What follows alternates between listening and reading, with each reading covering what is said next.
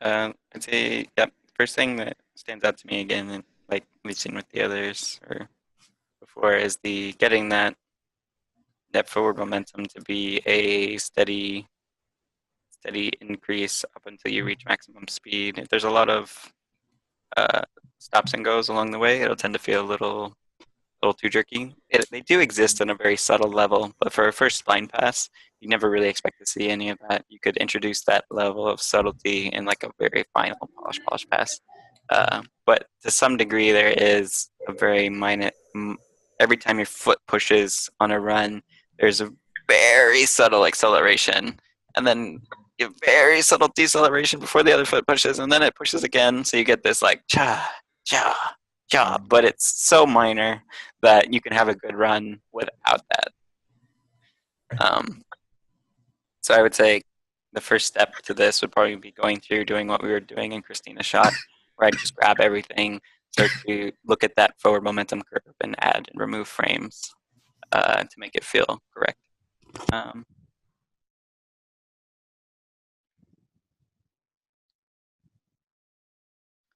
this is a really intense run.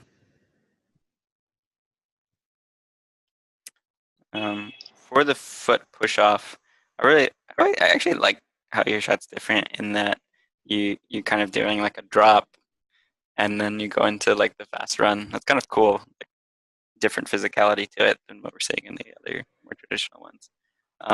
To sell that push off forward though, you will want to take advantage of your foot is moving back here so that it can help accelerate the body faster.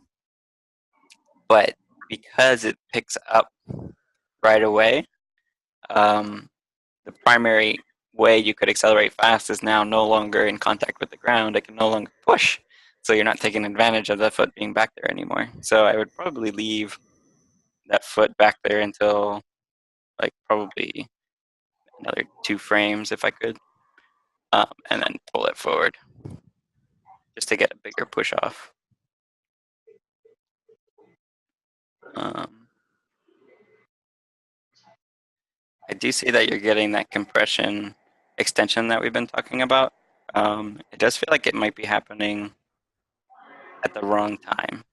So like I see your compressed pose is kind of happening here, but I think that's actually when you see that stretch in the leg, I think that's actually when you'll want the extension to be happening a bit more. And then on this passing position will generally be where you start to see that a little bit more of that compression. I can see you have that pose change happening, right? You get a little bit straighter, a little bit here, but I think you're actually fighting the momentum, the push of your legs with your body. So just watch out for that.